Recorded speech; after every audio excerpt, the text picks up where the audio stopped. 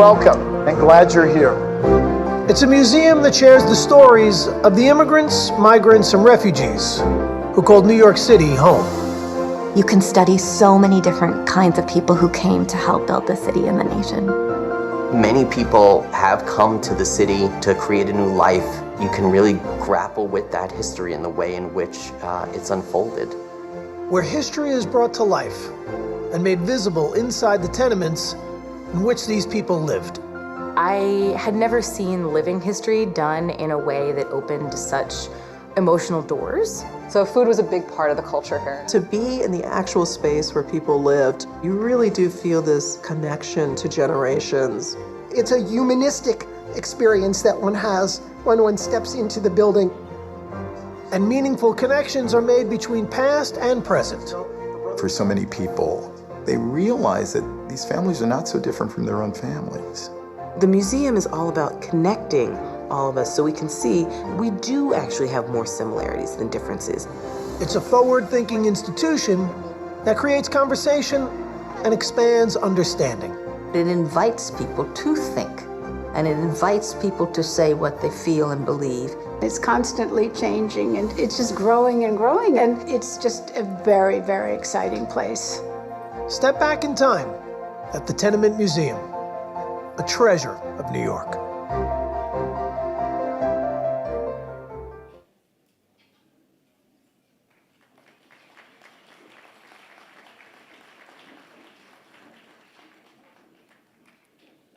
Good evening, everyone, and welcome to the 2024 Tenement Museum Gala. Whether you're with us tonight in person or joining us virtually, I'd like to thank you all for being with us to celebrate generation to generation, a nation of grandchildren. My name is Alice Yerk. I'm a proud first-generation American, and I am honored and delighted to be co-chair of the Board of Trustees with our Gala co-chair and tonight's honoree, Merryl Snow Zegar.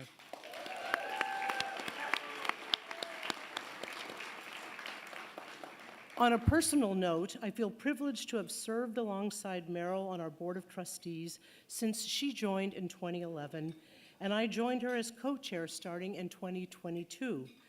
I am personally inspired by Merryl's leadership and commitment to the museum and to its mission. She's led us from challenges to strength and even greater strength. And I am so happy to be able to honor her tonight with all of you, as well as honor her beautiful family this evening. I would also like to take this opportunity to thank our Gala co-chairs Merryl and Michelle Merman, together with the stellar Tenement Museum staff, for their hard work and their dedication in planning and executing this stellar event. Michelle, thank you for your leadership, and the floor is all yours.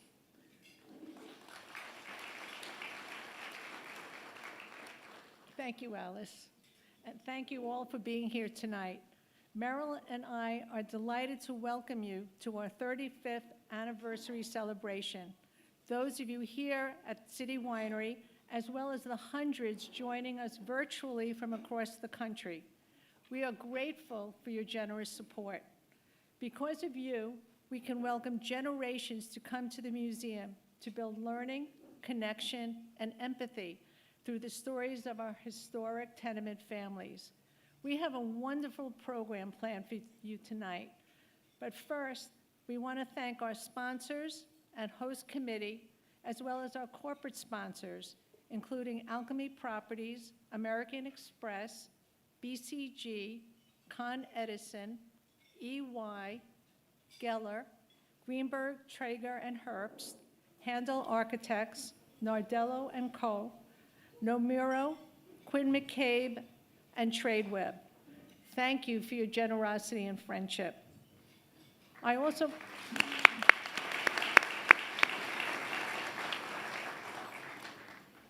want to thank my fellow trustees who lovingly care for the museum.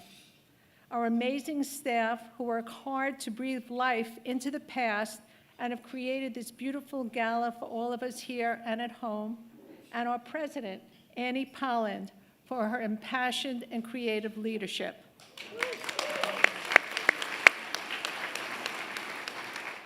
In addition, I particularly want to thank Merryl for her tremendous contribution to the museum, which keeps it going. Tonight is also the museum's biggest fundraiser of the year, and later this evening, we will be asking for your support.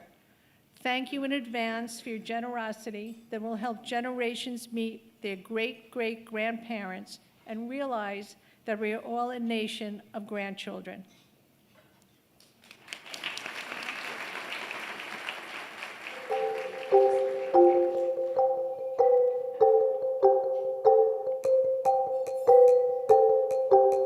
Walking into this apartment is a little surreal. The whole intention of the museum is to feel like you're transported, and then like an extra layer of, oh wow, my grandmother used things like this, or I remember this, or I recognize that. Ramonita Sayas came from Puerto Rico in the mid-1950s. At that time, she had her two sons, my dad and my uncle, Andy and Jose. And I always think how courageous that might have been. And having to raise two boys by yourself in a new city where you don't know the language. And now as a mother myself, I can't imagine doing that. Like the strength that must have taken to just pick up and move. That's something I admire about her. Walking for the first time into this exhibit, it made me see her in a different way. So it's interesting to think about working mom Ramonita versus grandma Ramonita, the person that I grew up with. When my students visit the museum, I like for my students to see the story of my grandmother and how she came here and how she worked hard, because that is their reality right now. We have an influx of migrant students, so it's a very similar situation that they're in as my father was. I think it's important to remember the history of our grandparents because history repeats itself. The fact that we are a nation of grandchildren of immigrants or migrants helps us to see the human side of things. Which one is Grandpa? This one. Every opportunity that my son has came from a choice that was made, and Ramonita's choice was to come to the States, and that's why we are where we are. I know Ramonita was a very proud person, very independent, hardworking, and resilient. Anything that I would want him to learn from her is to not be scared, to be courageous, to take risks, to be resilient, and to always be proud of who you are and where you've come from.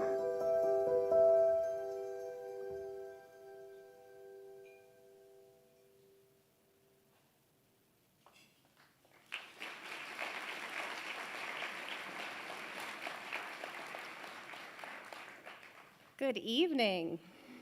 It's wonderful to be with you here at City Winery in New York City.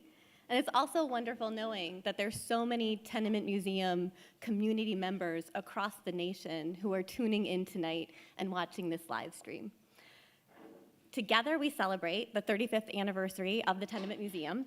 And together we also take stock of how we transmit family stories from one generation to another. And we will also consider how the Tenement Museum and its growth have encouraged us to think of ourselves as a nation of grandchildren. My name is Annie Polland, and I am the Tenement Museum's president. But first and foremost, I want to say, in honor of the museum, the Gala's theme tonight, that first and foremost, I am Mrs. Schoenfeld's granddaughter. My grandmother was a Hebrew school teacher, and she taught me and countless other Milwaukee Sunday school children the Hebrew alphabet. And in doing so, she gave me the tools to keep learning. 20 years later, I would find myself in graduate school, and I learned Yiddish in order to read the turn of the 20th century newspapers that my great-grandparents might have read. And I asked myself, what brought my ancestors to this country? How might they have explained their journey in their own words? Of course, the promise of America offered unparalleled freedom to Jewish immigrants and so many others. But we know that daily life in the overcrowded tenements and garment shops where many of the immigrants soon settled presented thorny problems, especially to observant Jews. The American work week included Saturday. Should one rest, as tradition requires, or should one work to support one's family? Questions about labor and politics led to fervent debates. These are questions we explore at the Tenement Museum in the Levine and the Rogoshevsky apartments as we try to illuminate how past families actively and variously negotiated new tensions. It's the great value of the Tenement Museum that you might hear an Eastern European Jewish story in one apartment, an Italian Catholic story in another apartment, an Irish story in yet another. Or you might, better yet, it's an even greater value of the Tenement Museum, that you can find out about how an Italian girl helped a Jewish woman observe the Sabbath, or how a Chinese boy viewed his Puerto Rican neighbor as the matriarch of the building. Each story is different, but the Tenement Museum structure, or the tenement structure itself, provides a foundation and common ground for comparison to analyze the complexities of migration and of adaptation. Now, on the 5th floor of the Tenement Museum, we find a recreation of Joseph and Rachel Moore's 1870 rear tenement. The tour explores life in their 8th Ward district, home to both Irish and Black newcomers working as waiters, as laundresses, as coachmen. On the tour, we consider what it might have been like for Joseph, American-born, on Election Day. He might see his Irish and German neighbors go to the polls, but in 1821, New York state law and its property requirement for Black men barred him from voting. One can then imagine the jubilation that would have spread through the neighborhood when the 15th Amendment passed in 1870, guaranteeing the right to vote. A brief but invaluable newspaper article describes how those on Joseph and Rachel's very streets hung American flags from their tenement windows, and how some even stitched mottos onto the flags. Thankfully, the journalist included their words in the article. Some of the mottos read, "Impartial suffrage for all," others, "By the bullet we gained the ballot," and perhaps most impactful, "Out of Egypt have I brought my children." This incredible source shows how ordinary people responded to a transformative historic moment. The Tenement Museum is a space that enables us to look at these unique stories together, Black stories along with Jewish stories and Irish, Italian, German, Chinese, and Puerto Rican stories that stretch across a timeline from the mid-19th century to the mid-20th century. 35 years ago, this ambition to tell the variety of immigrant and migrant stories was radical, and it continues to push us to think and rethink the narratives we stitch together. It also pushes us to think and rethink the terms we use. As the museum grew, and as we added a Puerto Rican story and a Black story, the term nation of immigrants was no longer capacious enough to encompass the full diversity of our stories. Though it told an inspiring narrative of an immigrant's escape from persecution to a land of opportunity and freedom, it sometimes obscured how the struggle often continued in this country. Further, it failed to account for stories of migration from other parts of the country, important stories for this nation. Interestingly enough, another tenement dweller provided a solution. Liev Schreiber, who grew up on 1st Avenue and 1st Street with his grandfather, as you might know, jumped into action 2 years ago to raise funds for Ukraine. When journalists inquired whether he did this work because he had a Ukrainian grandfather, Schreiber acknowledged the connection, but then pointed to something broader than mere bloodlines, deeper than DNA. We are a nation of grandchildren, and the opportunities that we have were provided by people who struggled to live the American way of life. When it's at stake, what are we willing to do to defend it? I was struck by this term, nation of grandchildren. It summoned the positive qualities of a nation of immigrants, but it also included the full breadth of American stories. I also like how it emphasized the grandchild, inviting the next generation to make something of the stories they had inherited. Nation of Grandchildren still charges us to welcome newcomers, and it also asks us to build on the American way of life. Last year, we honored Secretary of the Smithsonian, Lonnie Bunch, and he explained that all of us, all Americans, face an ongoing permanent struggle to help this country live up to its stated ideals. Sidney Resnick grew up in a Lower East Side tenement. Though he left the Lower East Side to run a small candy store in the Bronx with his wife, Martha, their granddaughter remembers how he'd always talk about Orchard Street, Hester Street, Rivington Street, animating them with vivid stories. In turn, the map of his stories eventually helped their granddaughter, Merryl Zegar, find her way to the Tenement Museum. Her embrace of the motto from generation to generation and her dedication to the Tenement Museum enable not just her own grandchildren, but hundreds of thousands of museum visitors and school children learn of the past. This evening, we also honor the descendants of the Tenement Museum families, many of them with us tonight. It's the stories of Victoria Confino, Josephine Baldizzi, Ramanita Saez, Mrs. Wong, Joseph and Bridget Moore that have touched millions of tenement visitors, and we hope touch millions more. And we're so honored that their grandchildren, their great-grandchildren, and in some cases a great-great-great-great-grandchild are here with us tonight. They are not simply the passive recipients of their parents' and ancestors' struggles. Indeed, many of them are teachers who understand how stories of struggle and resilience can be shared across generation and culture. One example how these stories pass across generation is that this morning I was looking in our visitor guidebook, and people write notes after their tour, and someone wrote, "Mrs. Wong slays. She should be on the cover of Vogue magazine." I'm not 100% sure because I didn't see the person write the note, but I'm gonna guess that person was not a baby boomer. But the important point is that these stories touch so many people. They also impel us, as Ashley Pinkowski, who you'll hear from later tonight, puts it, to lift up the voices of the unheard. As we celebrate the past 35 years, we take pride in the Tenement Museum's elevation of the stories of ordinary people and the expansion of the breadth of these stories. We are so grateful for Merryl's example, and we position ourselves for the next decade of work. That work involves continuing to research and to find the best sources to give voice and nuance to the stories we tell, and then elevating these stories, not only within our tenements, but sharing them widely in classrooms and textbooks so that the voices of the unheard become recognized and form a stronger thread in the national narrative. We hope these stories inspire students to explore their own families' histories and to see themselves as shapers of the nation's future. We are all the inheritors of the Levine, Saez, Baldizzi, Confino, Epstein, Rogoshevsky, Gumpert, Schneider, Wong, Moore, and more stories.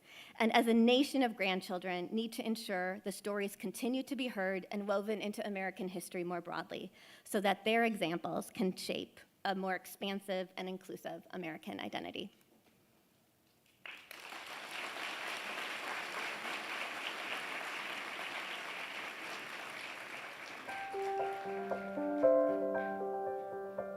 History consists of the actions of individuals like you and me. The problem is, by the time you get to school, the people in history books are represented as super people, as gods. History was made by real people. Who won the Civil War? Abraham Lincoln? Did he fire one shot? No. We changed the narrative of American history one story at a time. Hey Merryl, heartiest congratulations on your receipt of the Founders Award. I can't think of anyone more richly deserving of this award than you. Thanks for all that you do to remind us of our history and to stress the importance of everyone doing their family trip.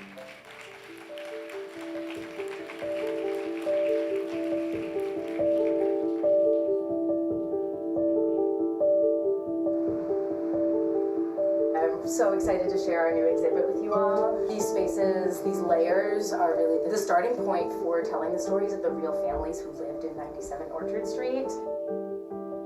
We must not forget who we are or where we came from. We must not forget how we've all come together in building this city and building our country. That's what the museum excels at, telling the stories of real people. It's about the history of who we are as people in this nation. We've got 97 Orchard Street behind me. Built 1863, it is a multi-family dwelling. That's all a tenement is. It's an apartment building. It's very important for us to know about our history to inform what we do today. And that is why I have been dedicated to this museum for so many years.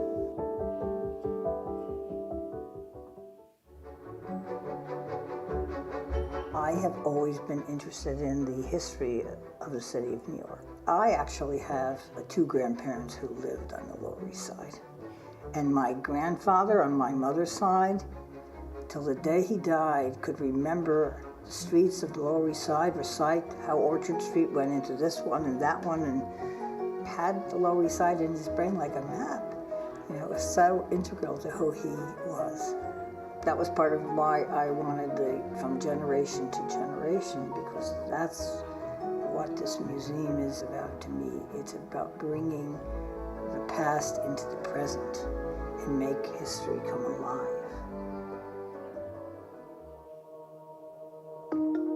And now, of course, we have the Joseph Moore exhibit to add to the mix as well. It's important to me because of my very diverse family. We were very lucky to bring 3 of our grandchildren here, Hunter, Quinn, and Maddie. And it was thrilling for me as a grandmother to be able to show them this place that I, as a board member, have dedicated so much time and effort to. I was watching them take it all in, and indeed they asked a lot of questions, right? That was thrilling to me. In Yiddish, we have an expression, kvelling, so I was kvelling. The Tenement Museum, because so many different groups of people are now represented, it speaks to how we are different, but also the same. And that is what I need to remember. Very important lesson for me to convey to those grandchildren. When I first met Merryl, I was so impressed with her intelligence and ability that I was happy that she joined the board, and I was so privileged to serve with her for so many years and watch her become the chairman of the board. And I can think of no one more deserving to receive this award than Merryl. She essentially is one of the founders of the expanded museum, and I put her in the same category as I do Ruth and Anita. Congratulations, Merryl.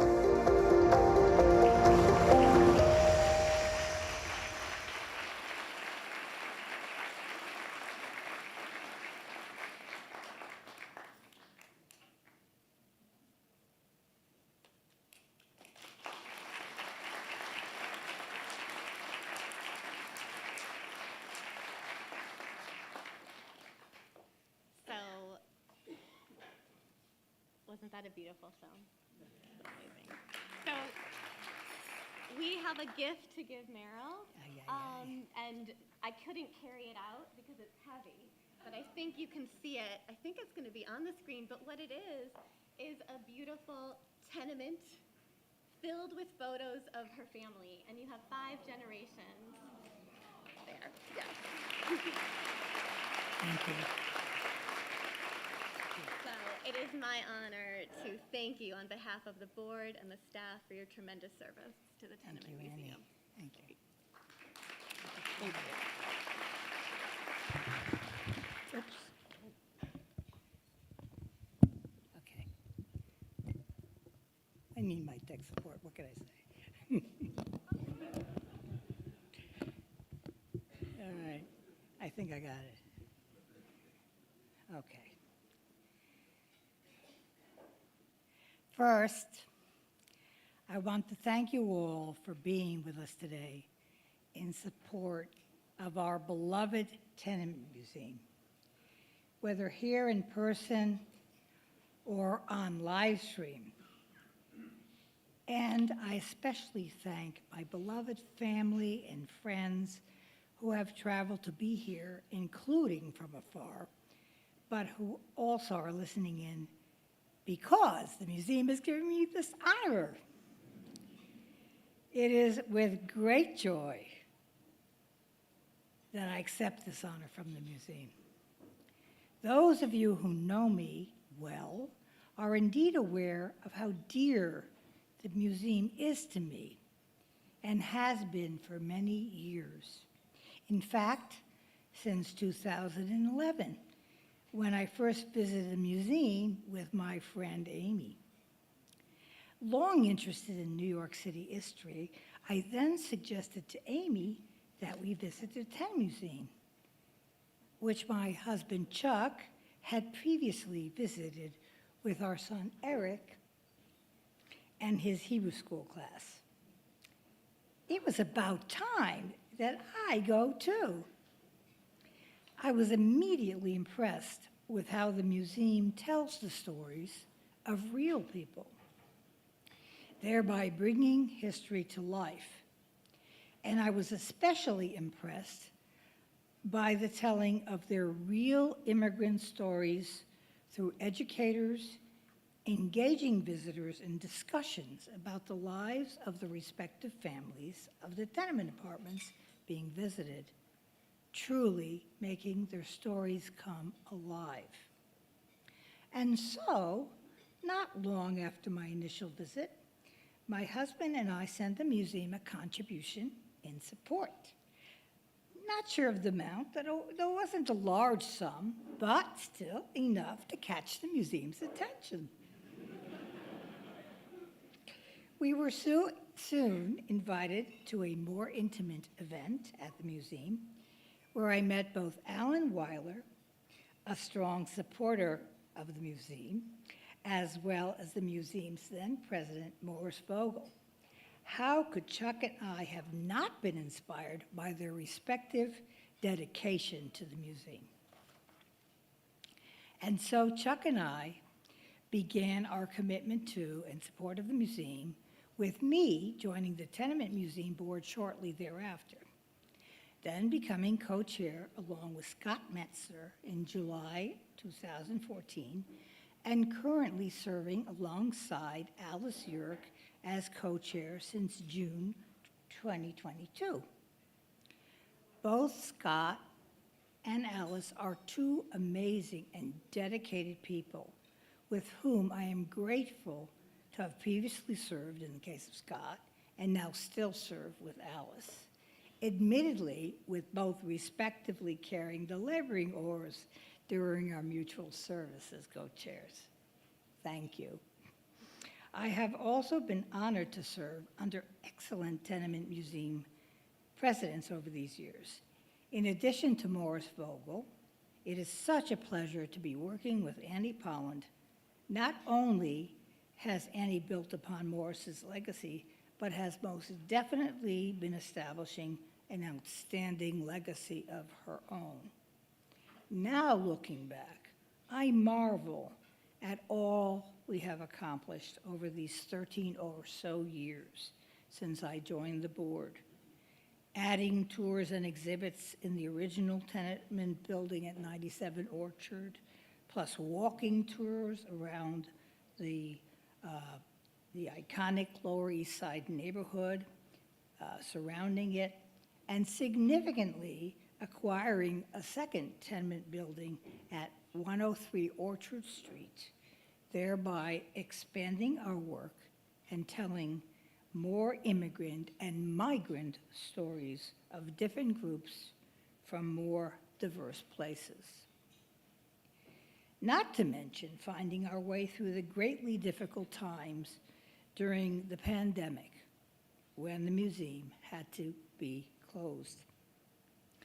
I attribute our success not just to our exceptional leaders already discussed and the talented and capable staff they brought on board, but to our own committed and caring board as a whole. Though the composition of our board has evolved over the years, we have and consistently have had a board that is committed to the importance of preserving and sharing our immigrant and migrant stories, showcasing the amazing diversity of our cities and country's foundation. Telling the stories of our country's amazing diversity is particularly personally important to me, given the diversity and mixed heritage of our own family. While Chuck and I are of Eastern European Jewish descent, not only am I the proud mother of two biracial sons from my first marriage and a son adopted from Siberia with Chuck, but together, Chuck and I are the proud parents, Chuck and I are the proud grandparents of grandchildren whose mixed heritages respectively include Costa Rica, South Korea, and Mexico. And since theme tonight is Generation to Generation, a nation of grandchildren, let us not forget that we are all grandchildren. Even if our grandparents may no longer be with us in body, they remain with us in spirit and or through the legacies of our family histories and origin stories. Because virtually all of us here in this country have immigrant and or migrant stories from our grandparents, great-grandparents, or the generations before. We are and continue to be, as is the theme of tonight's event, from generation to generation, a nation of grandchildren. And so, before I conclude,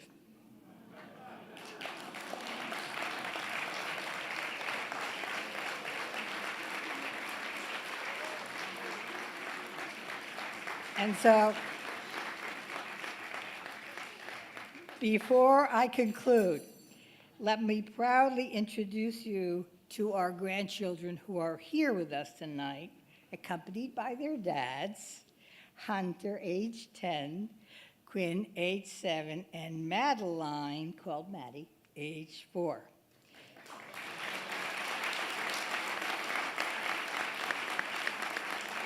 We are missing our granddaughter, Olivia, age 20 months, and our baby grandson, Henry, who will be 6 months tomorrow.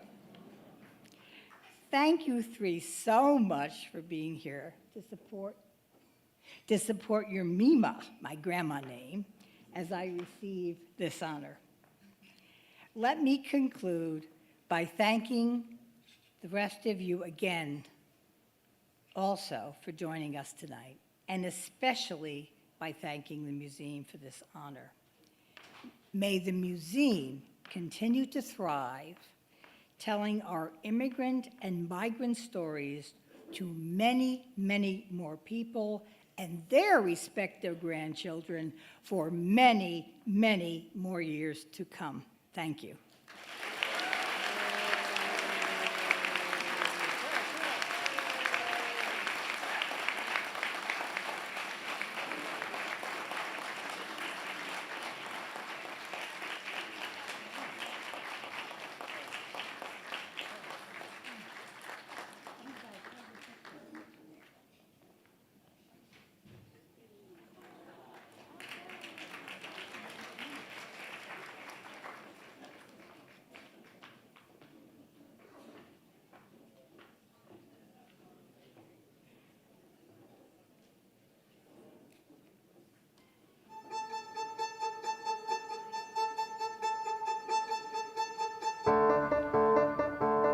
I tell everybody, first I say, do you know about the Tenement Museum? I said, you know, the Irish family? That's my family.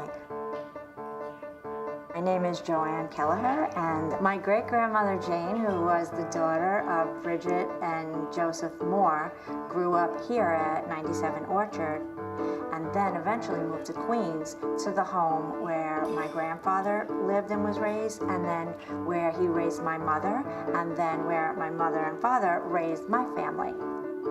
Now living in the home as a Guyanese family, starting off their family and their journey.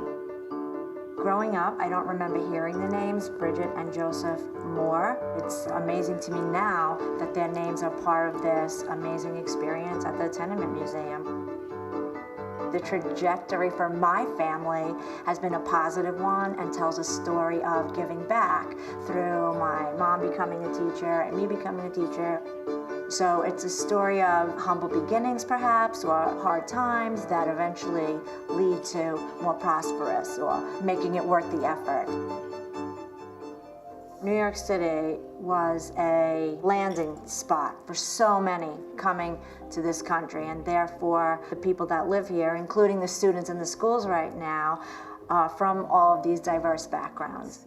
I'm going to give you guys a few minutes to walk around the apartment, to get to know it.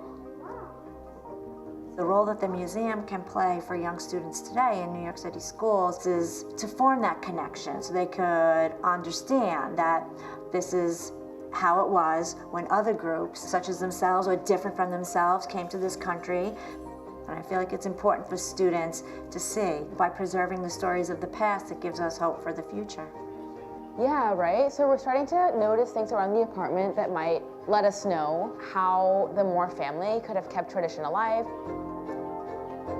And I envision a day in the future where I can bring my grandchildren here and they can see where it all began here in America for us, right here in the Lower East Side, this room.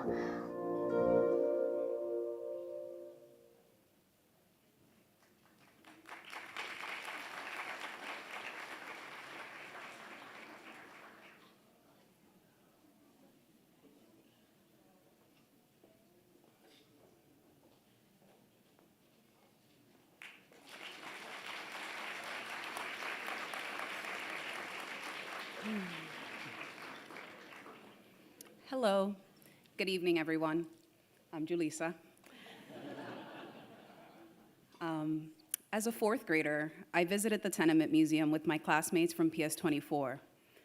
I have been a bibliophile and history buff for as long as I can remember, and my visit to the museum was one of the first times in my young life where I could tangibly feel the quotidian experience of working class individuals being highlighted in a museum.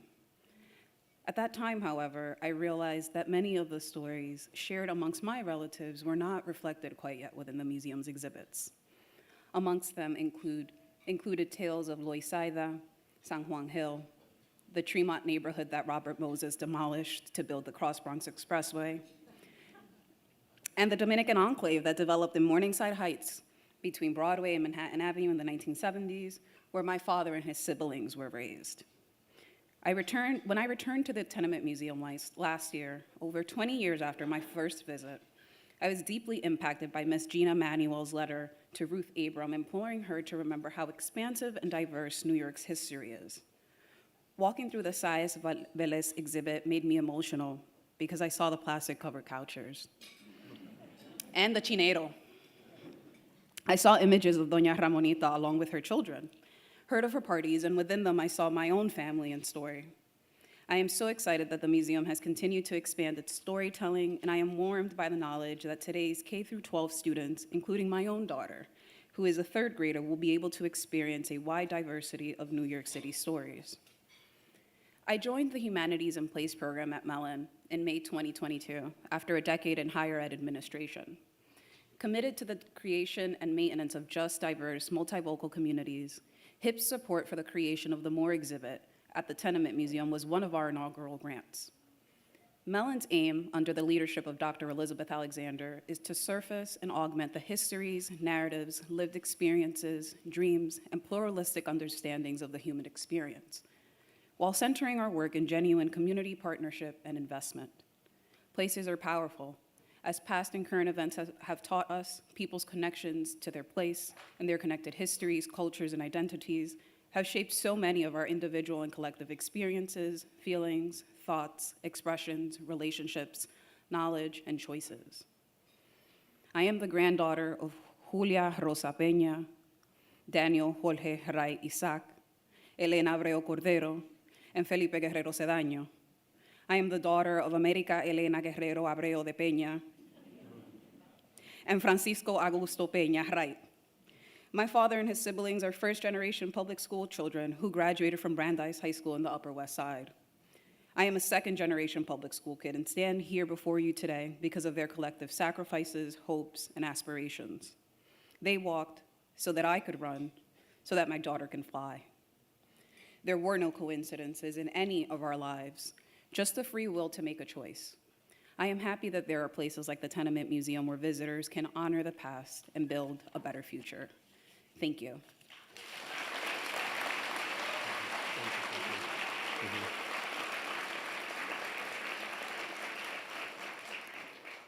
Good evening, everyone. My name is Marquise Taylor, and I have the privilege of serving as lead researcher for Union of Hope 1869. Tonight, I want to share with you all my tenement story, though. I, like most students in New York City and the surrounding areas, took a tour of the Tenement Museum as a part of a school field trip. I was a sophomore in high school at the NYCI School, a public school located in Soho, and we were learning about women working in the garment industry during the early 20th century. So we took a tour of the Rovishevsky and Levine apartments. I had enjoyed my experience very much. The tenement was unlike any museum I had been to before. Being in those recreated apartments, I learned how everyday people lived, labored, and celebrated in this city's tenement apartments, much like my own great-grandfather did with his parents, siblings, and boarders. I also learned a level of compassion and empathy that no textbook could quite offer. But I couldn't help but notice that a Black family was absent and not represented within the Tenement Museum's storytelling of Lower Manhattan. I saw this institution as a place where I could learn about others, but not necessarily about myself or the history of Black New Yorkers. So when I had left the Tenement Museum after our tour, headed back to Brooklyn, I thought my chapter with the Tenement Museum had closed. I had no clue that I would later join this museum nearly a decade later as a PhD public history fellow, and I would help this museum launch its very first permanent exhibition about a Black family.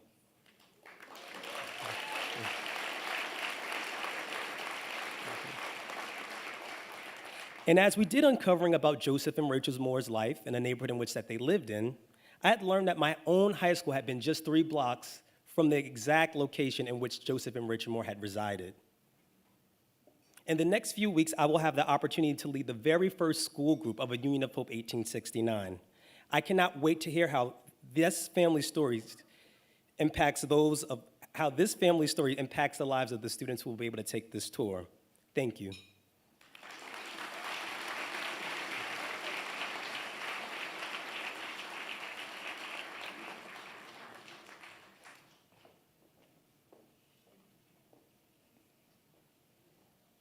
Thank you very much, Jaleesa and Marquise. That was an impassioned speech by 2 of them.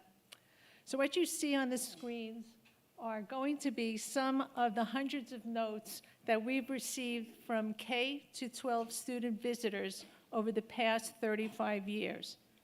Each year, the museum welcomes 30,000 students, their teachers, and families. In recent years, we have leveraged the power of technology to serve thousands more. Last year, we welcomed students from 31 states through our virtual field trips. It is your support that accomplishes this. Please give generously. For those of you here at City Winery, there are pledge cards and pens at your tables. Our staff are walking around the room to collect completed cards. You can also make a gift by scanning the QR code on the card.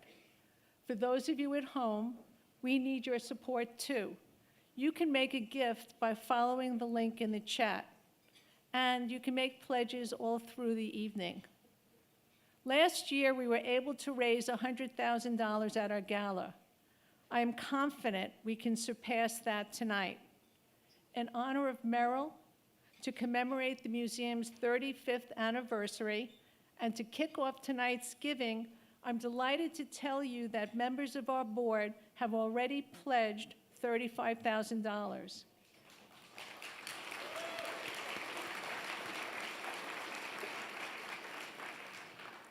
To study history is to understand the obstacles we, our parents, grandparents, great-grandparents faced and overcame. Studying their lives shows us that we too can overcome and succeed. When you walk out of the Moore or Baldizzi or Schneider apartments into the daylight, how can you not be awed by the progress we have made? That is the gift the museum gives to our children and grandchildren. Hope for the future and an understanding that they too can have the strength and resilience to overcome and flourish. Because I believe so strongly in the museum's mission, I pledge $10,000 for our children and grandchildren.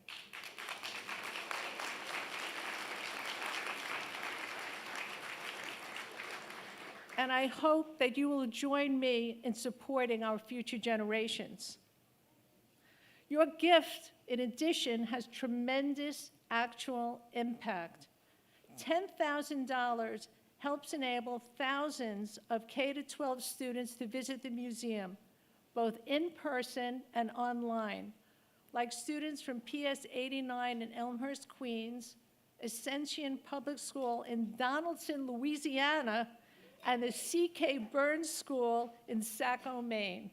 We have kids from all over the country coming to us virtually and in person.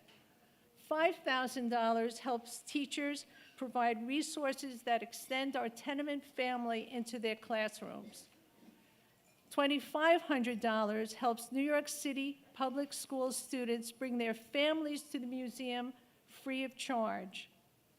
$1,000 helps provide New York City public school teachers with free admission to the museum on Sundays. $500 helps inspire students and teachers to explore the museum's Your Story, Our Story website and document their own stories of immigration and migration. Like the 5th graders at PS 130 in Kensington, Brooklyn, the middle schoolers from LaSalle Language Academy, and the 10th graders from Nevada State High School. $250 will help teachers connect with leading scholars to build historical knowledge. This summer, we will welcome New York City public school teachers from IS 383 in Bushwick, IS 227 in East Elmhurst, and Stuyvesant High School here in Manhattan. With your support, we can ensure the museum will continue its work and help our children and grandchildren better understand the past so they can walk compassionately and confidently into the future. Please give. Thank you.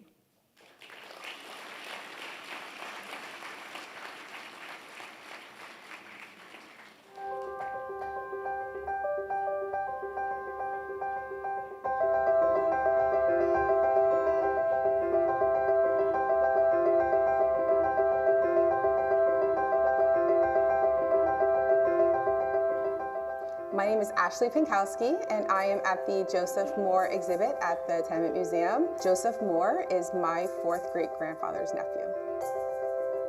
As a matter of fact, I was doing like a family tree for my 5th grade class, and that's when I actually heard the entire story. My grandmother told us that, we were free people and that we should have pride in who we are. My thought about Joseph Moore is I want to know about him. When we do our genealogy, we find it pretty hard to know maybe what they went through, what their apartments looked like, what did they have. When I walked into the exhibit with Joseph Moore, you really are going into a time capsule. You really feel like the stories of the people that you're related to, that you've never met before, can hold something so dear to yourself. Joseph Moore was someone who was able to make a way out of no way. He did everything that he knew that was best for his family, and he came to New York with goals in mind, things that he wanted to accomplish and things that he wanted to provide. I feel like all immigrants struggle to some degree, but particularly for Black Americans, that struggle's a little different. And so then when we also amplify voices of Black ancestors and Black families, I want to make sure that my kids understand the importance of why these people are important to them. It's those moments where I really turn into my grandmother. Just because somebody's stories are silenced, it doesn't mean that they're not important. And so we need to make sure that we are amplifying the voices of the unheard.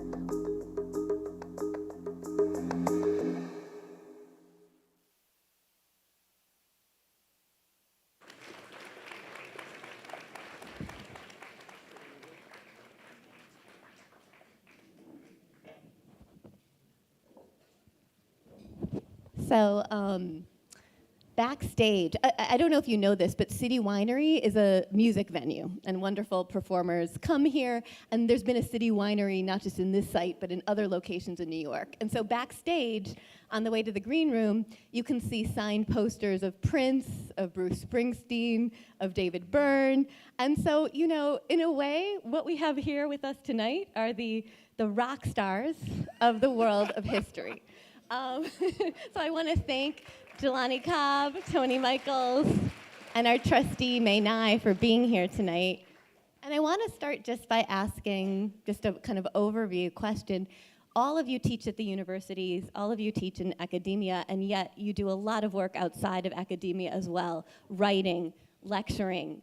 Mae and Tony have often taught our educators at the Tenement Museum as well. Why is it important to teach history outside of the university? Why does America need history? Okay, I'll start. Is this on? Maybe try again. Okay, I think this is on. Okay. Well, for me, it's a simple reason that you can only convey a small amount in a classroom or a lecture hall. Mm-hmm. As much as I try to convey what life in the tenements were like, mm-hmm. I read memoirs, I show photographs, I do what I can. There's no comparison. You have to mm-hmm. be able to get outside the classroom, get into the streets or inside a tenement. Mm-hmm. And only then, when I'm able to do that, and when I can take students from Wisconsin on a field trip to the Lower East Side, they are completely transformed. After everything they've read and everything I've tried to tell them, they don't really come to get some appreciation until they leave campus. Mm-hmm. You know, as an immigration historian and an Asian American history scholar, to me, there's a very porous boundary between the classroom and the community. You know, my research, my writing, and my teaching is about our communities, and that history is very deep, and sometimes it's very complicated, and sometimes it requires a lot of footnotes.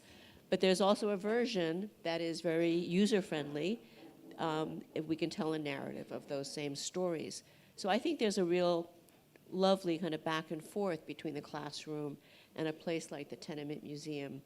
I love meeting with the educators and telling them about all the arcane aspects of immigration law. And they have fabulous questions because they get those questions from the visitors to the museum. But I also bring my students to the museum, and I have my students engage in museum projects like Your Story, Our Story. So I think there's a real back and forth between the classroom and the museum or the broader public that is very precious for me. Mm-hmm. So I think that part of my sense of responsibility to engage with multiple communities is connected to me being a first-gen college student. And everything that I learned outside of school, I learned from people who had never set foot on a college campus. And I always wanted to be of service to those communities as well. And I really valued, academia. I really valued history, and I valued journalism. And in fact, I think that the reason that I never kind of divorced myself from either of those disciplines was that, like, the history was the thing that was really important to me in a way that gave me foundation and context. But the journalism was a way that I could talk to a much, much broader public. And I always wanted to engage both of those. And do you bring that work with the public back into the classroom? Oh, that work with the public finds its way back into the classroom whether I want it to or not. And so, especially when, I just put the finishing touches. And so anyone who has been any academics who are in the room will appreciate this moment. I just put the finishing touches on a syllabus that I've been working on for a really long time. And it's a course called American History for Reporting. I think I talked to you about that. And so it is the relevant history that journalists need to know as they go about the business of reporting. And so it's that kind of interplay between both of those things. Like, this event happens, this, requires us to go out and report on it, but also requires us to understand what happened before that. So those things are always influencing each other, yeah. I mean, and why do Americans need history right now? What can history do for us? Well, sometimes I fear we are climbing a very steep hill. Americans I think our culture is one where people live in the moment and they don't really think about the past and they don't even really think about the future. So I think it's important that we intervene into their space and make them uncomfortable, maybe, have them ask questions. Right now, I think in this country, we're at a very important moment where there are those who don't want us to teach history, or they only want us to teach a very kind of candy-coated history. They don't want us to teach subjects that might make some people uncomfortable. And I think it's really important that we push back on that, and I think it's important that communities say, no, we need that history. We need the teachers who are going to give us the whole story. And what we bring, I think what we bring as teachers and as historians is, well, first let me say there's no such thing as a purely objective history or a purely objective journalism, if I may say to my colleague. Everybody has their own position in a story. But if we tell the story honestly and with nuance and complexity, I think that's how we serve the public. And I think that's a real challenge today, and I think that the Tenement Museum is on the front line of meeting that challenge. So I really appreciate the work the museum does and inviting those of us who are scholars to be part of that and challenge us to to be able to translate our work into narratives that ordinary people can relate to. And our educators gobble up your lectures as well. Johnny, we will get you to, if we can. They come to these. I think what I've heard from a lot of academics who have talked to our educators is that, they're almost like surprised because they're used to talking to classrooms where everyone's laptop is up, their screen is up, or, you're not sure if people are really paying attention. And then our educators come and they are like at the edge of their seats. And you guys are the rock stars of the Tenement Museum again, so.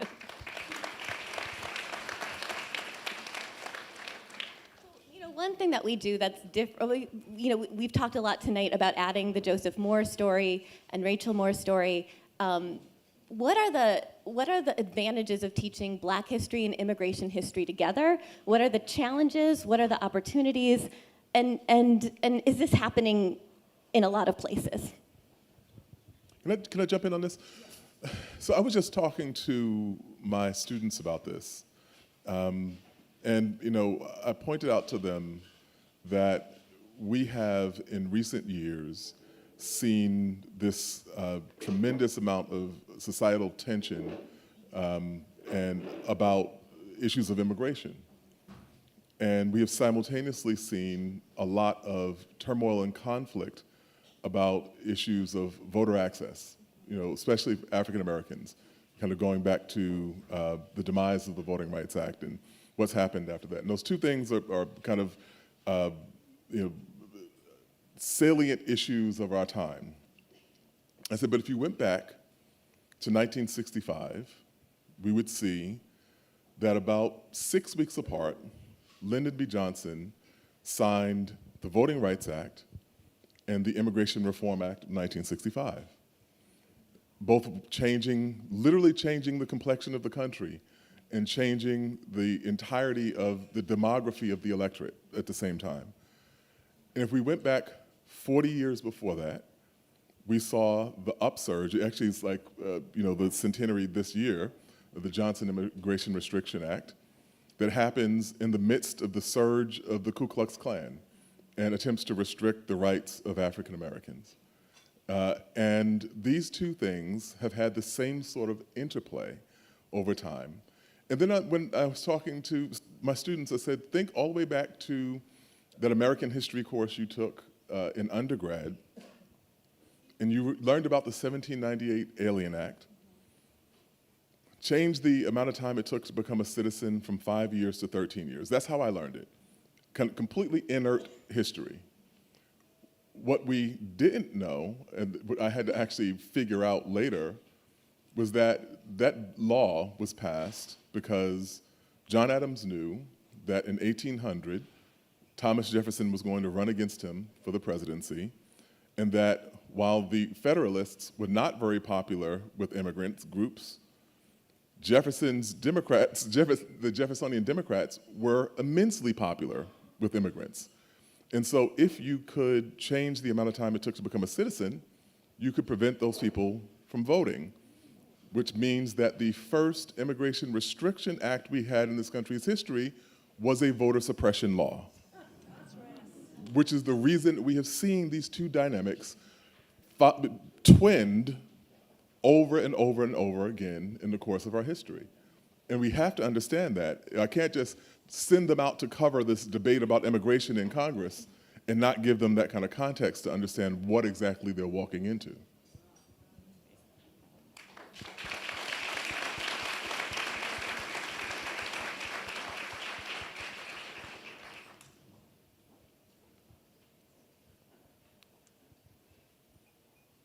We're going to enter a presidential election. We've maybe entered it. The kind of preparation for it, I think it started. And with regard to immigration, I think everyone agrees there's a need for reform. That whether you're Democrat, whether you're Republican, something needs to be done with regard to immigration. But I don't want to get into that right now. What I want to talk about is more the rhetoric that kind of flares up every once in a while, and particularly lately, that dehumanizes, that renders people as, almost like inhuman. When this rhetoric flares up, what can history do? What can we do to kind of use history to address and to temper the way in which this kind of dehumanization comes up in the rhetoric? History is storytelling. Right? When we write a history book, we're telling a story. It's a narrative. And that story could be told at different levels. It could be very dense, scholarly, research-based work, or it could be a more public kind of history. So I think the kinds of stories that we need to tell are stories that are about people, that humanize people. And I think that's something the museum excels at.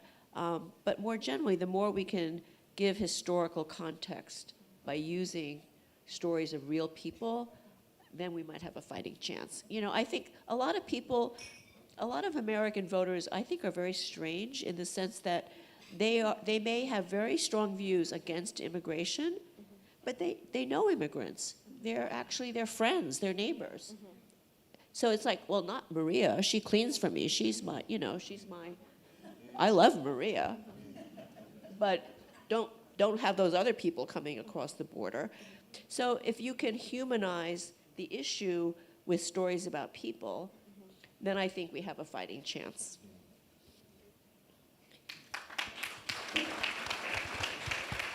It's interesting. The economic arguments have been made over and over and over again, the way that immigration improves the economy, especially over time. It's like that there's a new book out in print from Princeton. I forget, the Streets of Gold, and it's like economists have looked at this issue and they found. I'm like, well, the historians have said this already, and so have the sociologists. But you can have study and study and study. I guess why isn't there a study that shows why can't people absorb that and that idea that, again, that immigrants are good for the economy over time? I guess what's the problem there?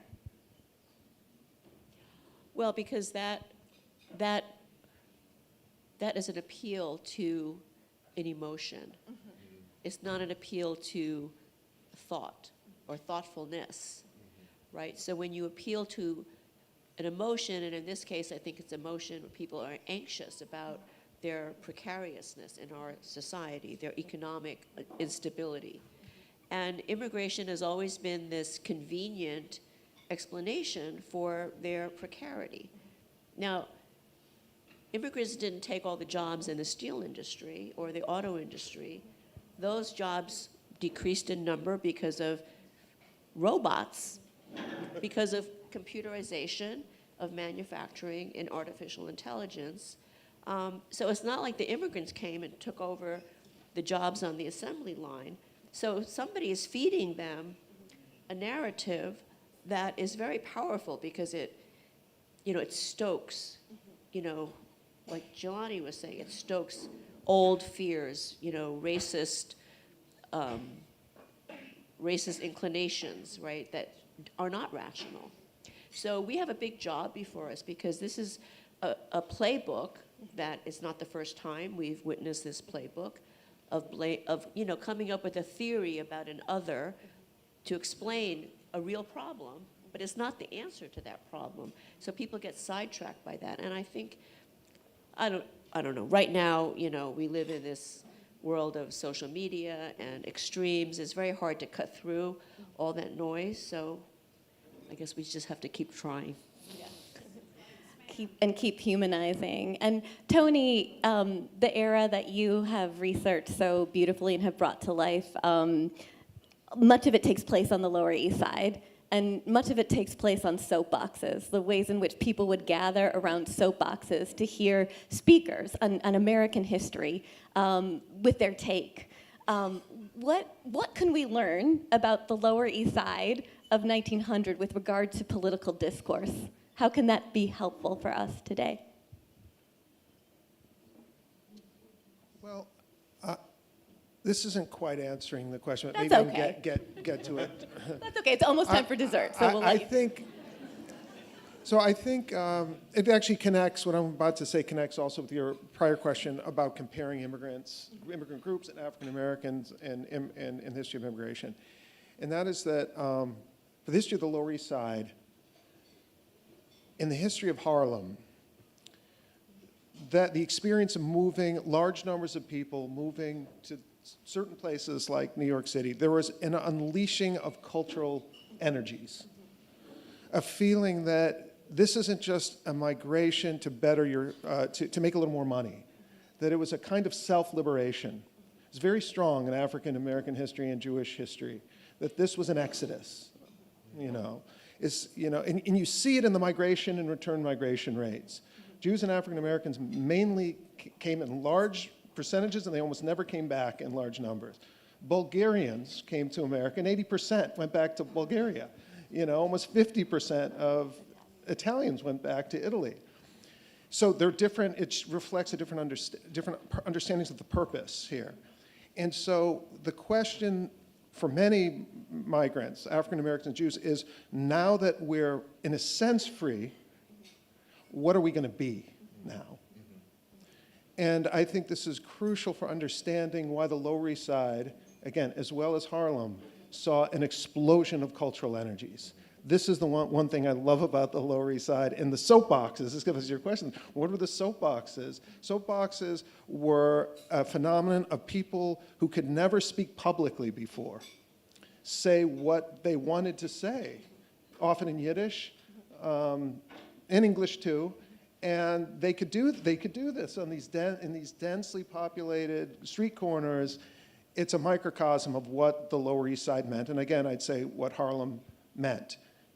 So there were lots of politics mixed in. There's black nationalism, there's communism, the various kinds of socialism, Zionism, Yiddish, cultural modernism and creativity. All this was happening in two separate parts of the city, and you wouldn't know this, and I think, unless you compare the two arenas. What I think this says about the immigrant experience is that it is an experience of reinvention under radically new circumstances. And it's one of the most inspiring parts of immigrant history in this country's history. They're making themselves over, they're liberating themselves culturally, politically, economically, and they are in the process, whether they are intending to or not, giving something new to this country, making this country new. They're going to make something, they're going to make a person from themselves, to quote Angie Zerska. That's a beautiful and inspiring point to end, and I want to thank the three of you for being here tonight. Well, I have a complete non sequitur. that I was hoping to wedge into this conversation somehow. But since it doesn't fit, I'm just going to tell it so you can conclude. First off, I meant to tell Tony that I admire your jacket, which I...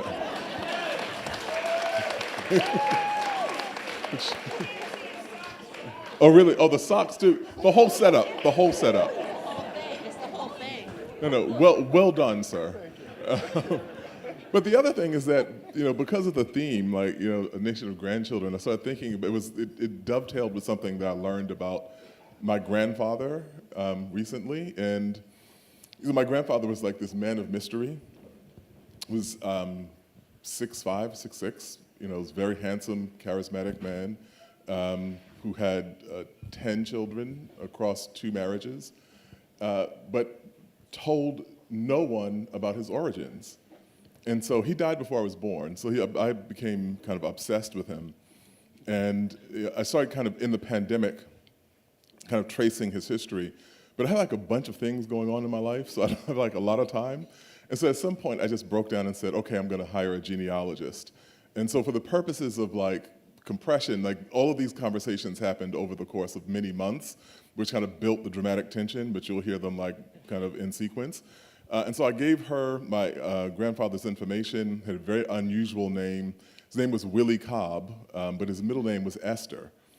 And so it was unusual, which was good for genealogy. So helpful. Yeah, It so is helpful. We have never find the Schneider descendants because Schneider, it's... Right, exactly. So it's like that. So she starts digging and she says, there's no Willie Esther Cobb born in the county that you claim, in the decade that you claim. And so this is not his name.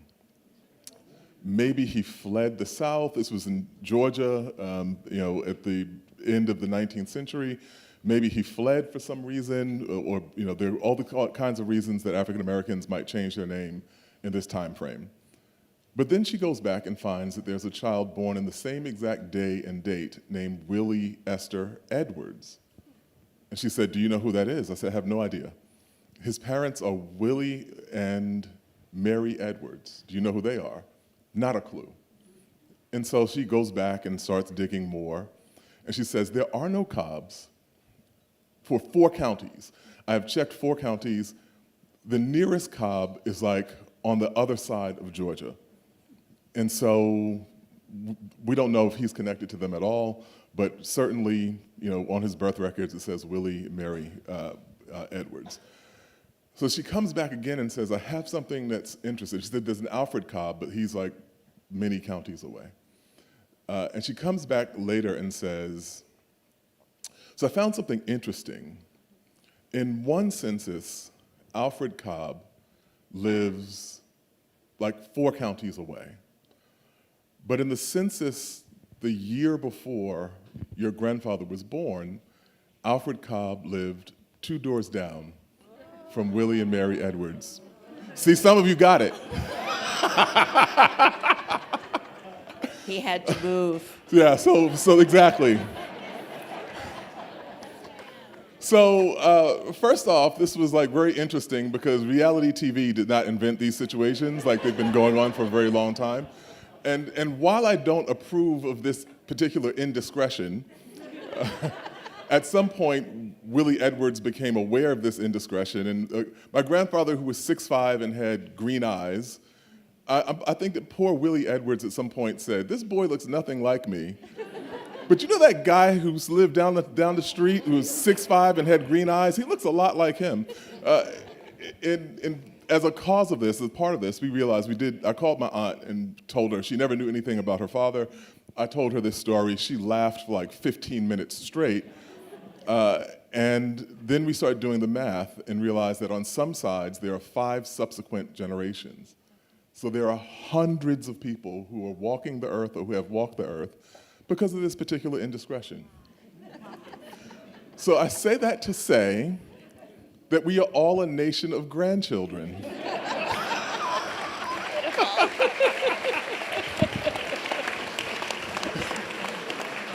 Just not in the way we might have thought before.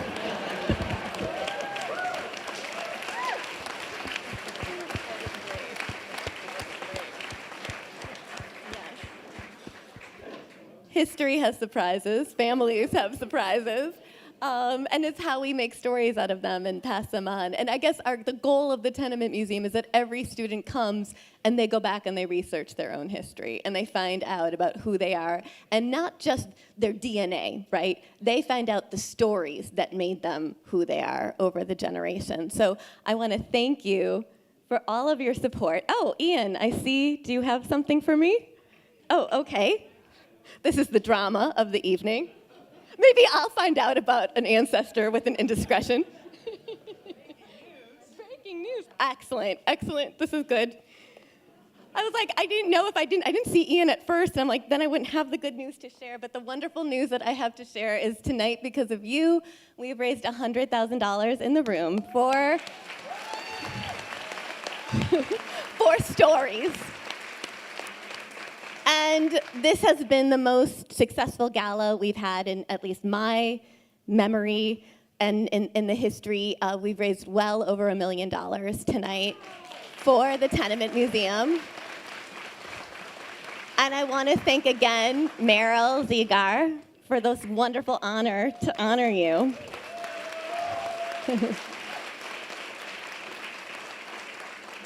I want to thank the descendants. I want to thank Mrs. Wong. I want to thank Maria Capio. I want to thank the Confinos who are up there. I want to thank Annie Crane, who came all the way from Florida. I want to thank Annie Crane, I learned, she doesn't study history. She is a psychic and can tell us about the future. So that's that's next year's gala. And Andrea Velez, and Joanne Kelleher, all the wonderful people you were able to hear, Ashley Pinkowski. Those stories, we're so grateful to tell those stories and to learn from you and to learn more from you as the generations go on. And I, again, want to thank all of you for being here tonight. And I really want to thank our board, the wonderful board that I have. I have 30 wonderful bosses, and they're all in the room tonight.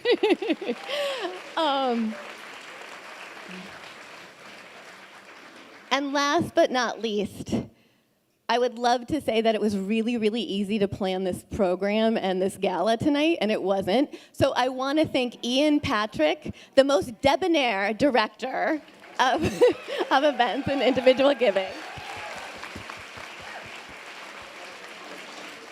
I want to thank Chelsea Bracci, who worked on all of the videos and everything about the program, and really everything. Melissa Boisel, who worked on the food, and Gemma, and everyone, and Gemma, and in marketing, and Allison, and Dolan and Grace, who did the live stream. I want to thank Marquise, our wonderful Mellon Fellow. There are so many people to thank. I know there's dessert, but bear with me. And Liddy, too, our brilliant, brilliant Chief Development Officer. And I want to thank Michelle Merman for co-chairing this event, honoring Merryl. That's it. And again, these wonderful historians, we could not do our work without the work that you do. So thank you so much for everything. And thank all of you. You have made your grandparents proud and your grandchildren, the future, whether they're here yet or not. Thank you so much. There is dessert. So there is dessert, the doors will open, please stay, have another cocktail, have dessert, and thank you again. Good night.